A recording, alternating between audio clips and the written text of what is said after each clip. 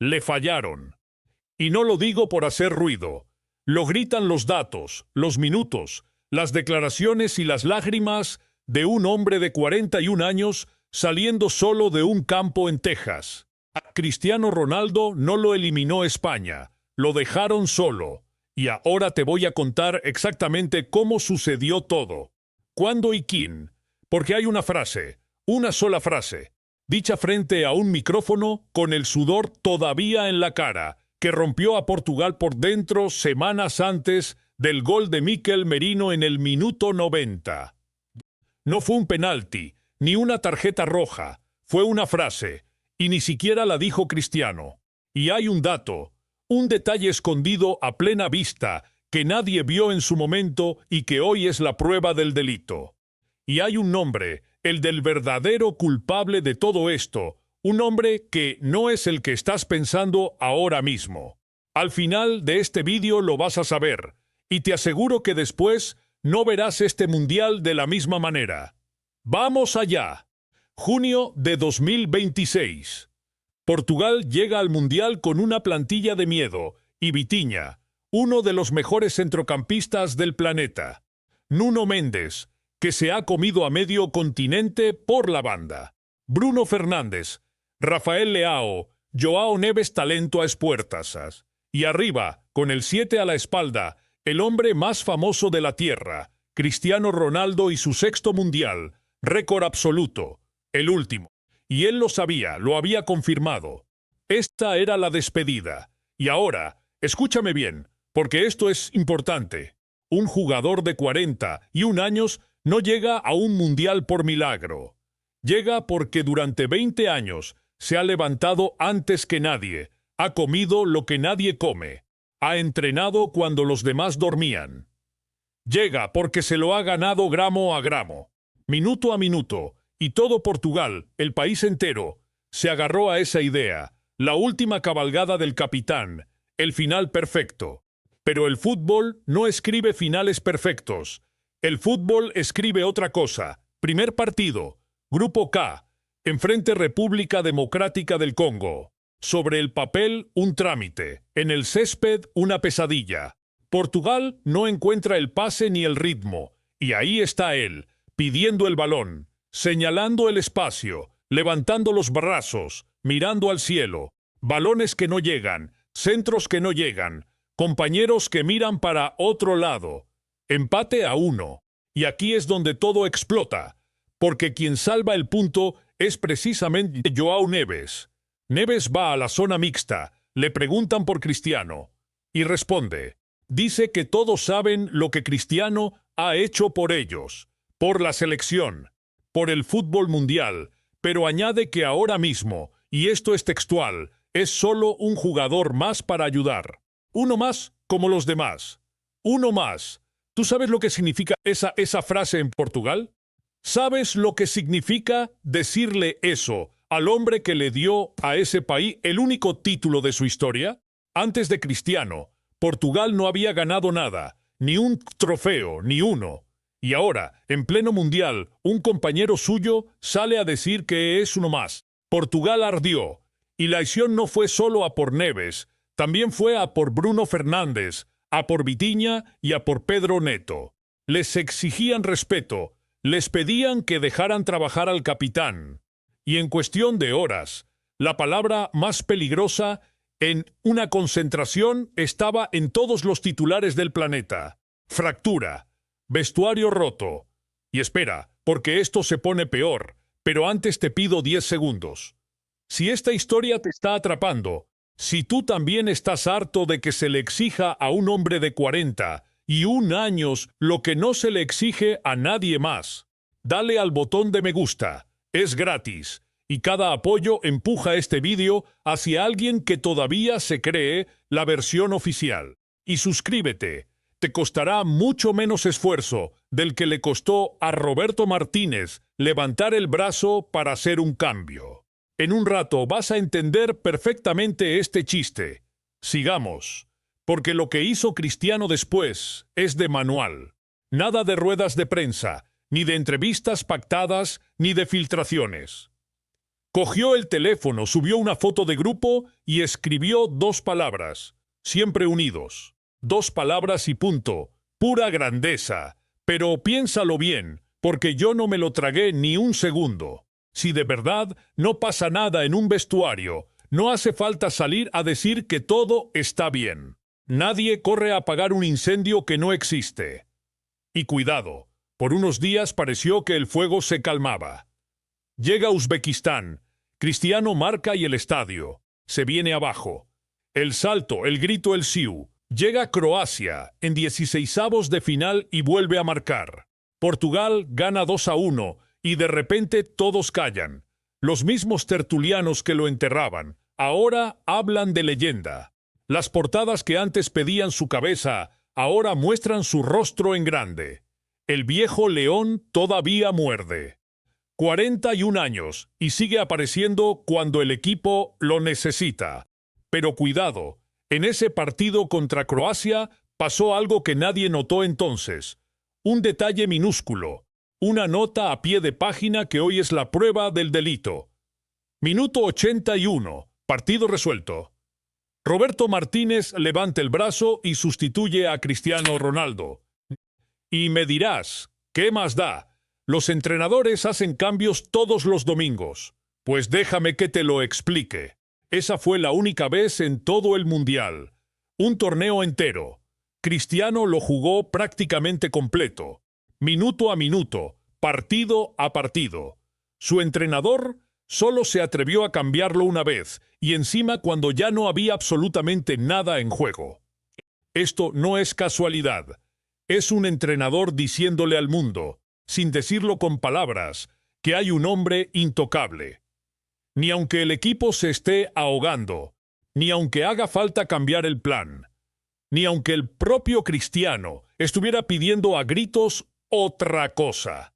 Y aquí llega la pregunta incómoda, la que nadie en Portugal se atreve a decir en voz alta. ¿De verdad ese silencio, esa cobardía y esa parálisis ayudaron a Cristiano? ¿O eso lo convirtió en el blanco perfecto? Porque cuando un técnico no toma decisiones, siempre hay alguien que termina pagando los platos rotos. Y esta vez la factura, con nombre y apellidos, se la iban a cobrar directamente al capitán. Un capitán que no eligió jugar los 90 minutos ni definió el sistema. Un líder que solo hizo lo de siempre por 20 años. Correr, pelear e intentar ganar. Entonces llegó Dallas, llegó España y el minuto 90. Lo de esa noche en Texas no fue una simple eliminación. Fue una autopsia en vivo sobre la mesa, con los cuchillos ya afilados. Estaba a punto de revelarse el nombre del verdadero culpable de todo esto. Un culpable que no es Cristiano. Un culpable que no es Neves. Y la prueba definitiva, la que lo cambia absolutamente todo, la daría, sin querer, un hombre que esa noche ni siquiera estaba en Dallas. Un hombre que hoy, mientras ves esto, sigue sentado en el banquillo de Portugal. Sí, has oído bien. 6 de julio, Dallas, 40 grados fuera y una tensión dentro del estadio inexplicable, con palabras. Portugal contra España. Un derbi ibérico en octavos de final del Mundial, con un ingrediente que lo convertía en mucho más que fútbol. 16 años antes, en 2010, España ya había eliminado a Portugal, exactamente en la misma ronda, con el mismo verdugo, y muchos, muchísimos, lo veían como la venganza definitiva, el día en que Cristiano ajustaría cuentas con la historia. Y ojo, porque durante una hora Portugal fue superior. Sí, Portugal fue mejor. Nuno Méndez estaba jugando el mundial de su vida, subiendo y bajando, destrozando su banda una y otra vez. Y en el minuto 40 rozó el larguero con un derechazo que, de entrar, habría cambiado el fútbol. Un centímetro escaso, así de cruel es un mundial. Y ahí estaba Cristiano, peleando con 2 centrales, cayéndose, levantándose, señalando el espacio con desesperación, exigiendo ese balón que llevaba 3 semanas sin oler. Y entonces, minuto 53, ocurre la desgracia. Nuno Méndez se rompe, se toca el muslo, se dobla y se acabó. El mejor portugués de todo el torneo se marcha entre lágrimas, tapándose la cara con las manos, escoltado por los médicos. Esa imagen, la del número 25 hundido, se convirtió en la viva imagen de la derrota, y ahí empezó la caída. Sin Nuno Méndez, Portugal dejó de ser Portugal. Se replegaron, se encogieron, dejaron de atacar y pasaron de dominar a meterse en su propia cocina, aguantando, sufriendo y rezando. Y arriba, completamente aislado, un hombre de 41 años, esperando un balón que ya nunca iba a llegar. Piénsalo bien por un segundo. El mayor goleador de la historia, en el último partido mundialista de su vida, viendo cómo su propio equipo se encierra y lo condena a mirar. ¿Qué se supone que haga? ¿Bajar a defender? ¿Robar balones en el medio campo con 41 años? ¿O quedarse arriba esperando una migaja que nadie se atrevió a darle? Y entonces llegó el minuto 90. Ferran Torres levanta la cabeza, mete un pase y aparece Mikel Merino, un jugador que no llevaba ni un solo gol en el torneo, y la manda a guardar. Minuto 90 y descuento, 0-1, y se acabó todo. Se acabó el Mundial. Adiós a la despedida perfecta. Fin a 20 años de historia. Lo que vino después es la imagen que nos marcará siempre. Cristiano de pie, inmóvil, con la mirada perdida, y de repente las lágrimas. Pero no el llanto contenido de un profesional, sino las lágrimas de un niño. De alguien que asimila que no habrá otra oportunidad, que ya no existe un mañana, que el reloj al que venció por 20 años finalmente le ganaba la partida.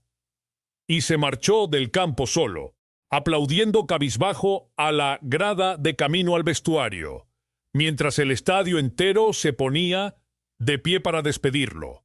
Y aquí es donde necesito que te detengas y me respondas, porque esto importa. ¿Crees que este hombre merecía una despedida así? En serio. Déjamelo abajo en los comentarios porque te leo. Y si estás de acuerdo con lo que digo, dale apoyo al vídeo, porque lo que viene ahora es lo más duro de todo y necesito que llegue lejos. Aquí, amigo, es donde empieza la verdadera canallada. Cristiano ni había pisado la sala de prensa, y en Portugal ya estaban afilando los cuchillos. Y no me refiero a simples aficionados en redes sociales. Hablo de los medios, de su propia prensa, la de su país. La redacción del diario A Bola, uno de los medios deportivos más importantes de Portugal, lanzó un editorial firmado por Francisco Vaz de Miranda. El titular era impactante. El titular decía claramente: no queremos matarte, pero ya basta, ya basta. Esas fueron las palabras.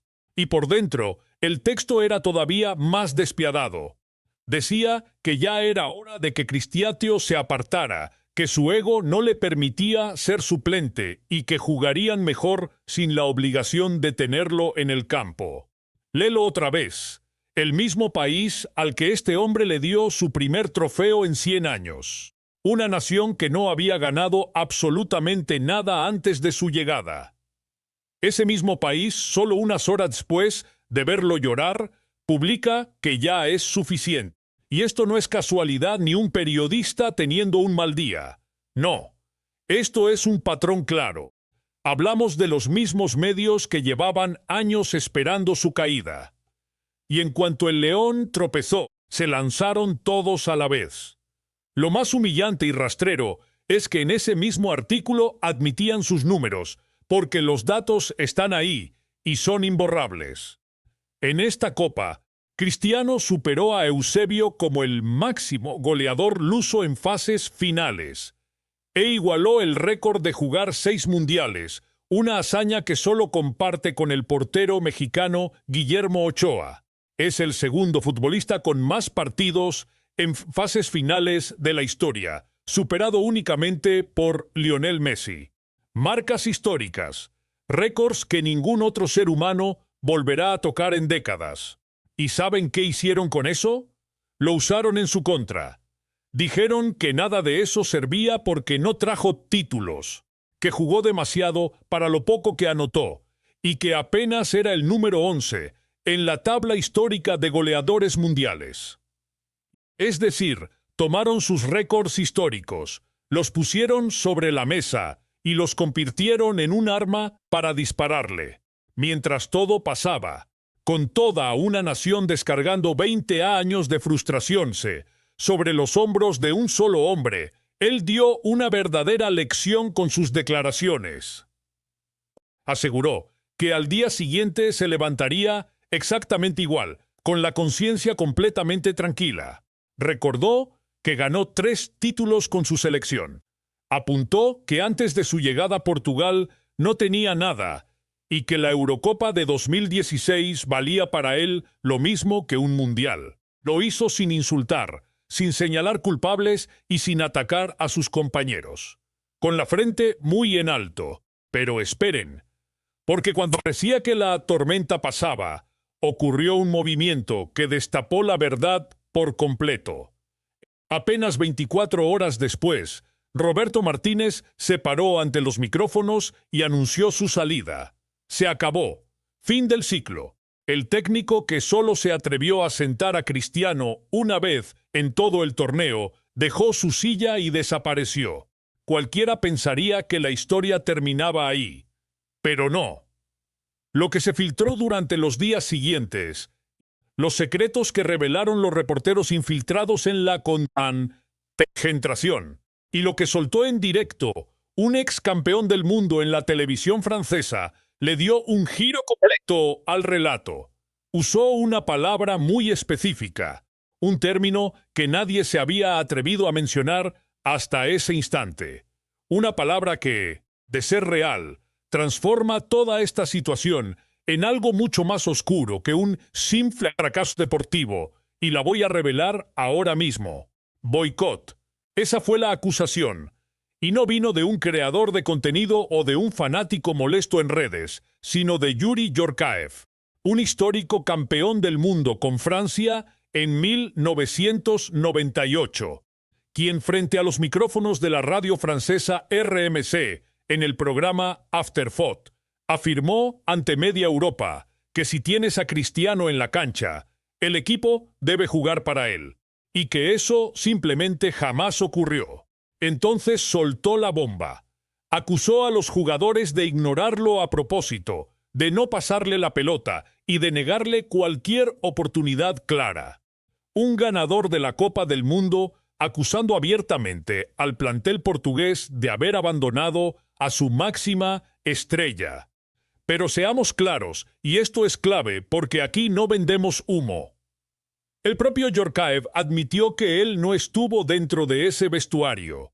Es tan solo su opinión, una sospecha basada en lo que observó desde afuera.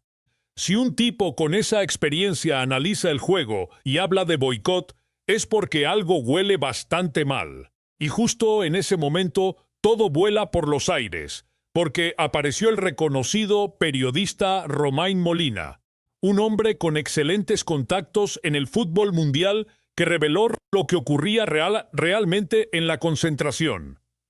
Y prepárate, porque la verdad no es lo que imaginas. Molina desmintió cualquier ruptura grave y aseguró que Cristiano mantenía un trato sano con el resto del plantel, que sí existió un roce con João Neves por sus dichos, pero que se sentaron a charlar, lo solucionaron y el tema quedó cerrado. O sea, que todo el drama del vestuario roto, las portadas y el circo mediático era una farsa. Pero cuidado, porque lo que vino después cambia las cosas por completo. Molina reveló que el vestuario sí estaba fracturado, pero no por Cristiano, sino por su entrenador Roberto Martínez. El motivo era simple. La plantilla sentía que el técnico no se atrevía a tomar decisiones firmes por miedo al peso mediático de la estrella. Escucha bien esto. Nadie estaba harto de Cristiano. El problema era un seleccionador paralizado por el miedo a su figura. ¿Se entiende la diferencia? Por eso te lo advertí al principio. El verdadero responsable de esta caída no es quien todos señalan. Roberto Martínez encerró al delantero en una celda muy particular, no de castigo, sino una jaula de oro. Lo volvió sagrado, alguien a quien no se podía sustituir ni cuestionar, y con ese trato de favor lo terminó condenando. Cuando proteges a alguien de esa forma, y la plantilla nota que está por encima de la autoridad, se rompe todo.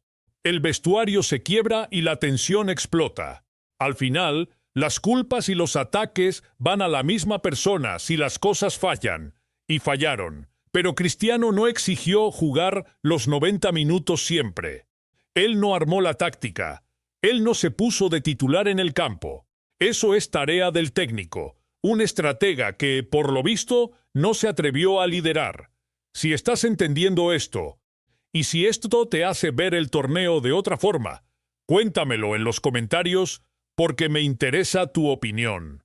Y prepárate, porque ahora viene la prueba definitiva, el dato que cambia esta historia por completo. 5 días después del fracaso, la federación anunció a su nuevo líder. Y no se trataba de cualquier improvisado. Jorge Jesús, 71 años, ex Benfica, Flamengo y Al Nasser, un auténtico peso pesado. Firmó contrato hasta el 2030, la copa que organizará Portugal con España y Marruecos. Ahí está el detalle. Este técnico dirigió a Cristiano durante toda una temporada en el Al Nassr. Celebraron títulos, convivieron a diario, y el día de su presentación, con la polémica en su punto más alto, el técnico soltó la verdad que desarmó la versión oficial. Aseguró que Cristiano jugaba cuando debía, descansaba cuando tocaba y que lo llegó a sustituir 16 veces. 16 veces, sin reclamos, sin un solo inconveniente en el vestuario. ¿Te das cuenta? ¿Ves la enorme diferencia en este asunto? Martínez en toda la Copa solo se atrevió a sacarlo una vez, en el minuto 81 con la victoria, ya asegurada. Mientras tanto, Jorge Jesús lo cambió 16 veces en un año y no pasó nada, sin quejas, sin portadas, sin dramas. Incluso dejó en claro que la estrella jamás será un estorbo para el equipo, sino un emblema histórico del país, que resulta sumamente fácil dirigirlo, y fue todavía un paso más allá. Elogió su condición física, recordando que no tuvo lesiones en 12 meses, que promediaba 8 kilómetros por partido y corría a 25 kilómetros por hora. A ese atleta le pedían que se fuera. Entonces, dime ahora quién generaba la tensión, porque para mí la respuesta está clarísima. Cristiano nunca fue el conflicto. El fallo vino de un técnico superado por la leyenda, del jugador que prefirió quedarse inmóvil. En When the Leader Fails to Act, Someone Else Pays the Price. Esta vez la factura pagó un veterano RT41 que terminó llorando solo en Texas. Un final que deja una duda inmensa en Portugal. Porque, atención, el delantero confirmó que no jugará otra Copa del Mundo, pero nunca dijo adiós a la camiseta nacional. No se despidió. Y Jorge Jesús, que sabe perfectamente cómo tratarlo, ya le abrió la puerta de par en par. Aseguró que mientras mantenga el nivel contará con él, dejando la elección en sus manos. Y ya hay una meta en la mira. La Eurocopa de 2028, con 43 años, suena de locos. Lo mismo opinaban cuando prometió jugar su 6º mundial. Te lo digo de frente, sin ningún filtro, la leyenda merecía un trato muy distinto. No se trata de levantar el trofeo, que eso a veces es cuestión de azar. Se trata de respeto. Hablo de que un país al que rescató de la nada hace 20 años le dio la espalda exigiendo su salida justo tras verlo quebrado. Cristiano no fracasó en Texas. A él lo hicieron fracasar. Lo aislaron en ataque, lo protegieron de más para evitar dirigirlo. Lo dejaron sin juego, y cuando la estructura colapsó, toda la culpa cayó sobre sus hombros.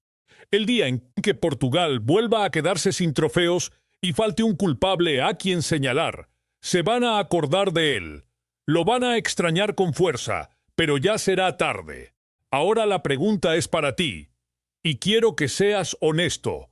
¿Sientes que el equipo lo dejó abandonado a su suerte? Como dice Yorkev, ¿crees que fue Roberto Martínez quien lo condenó al blindarlo?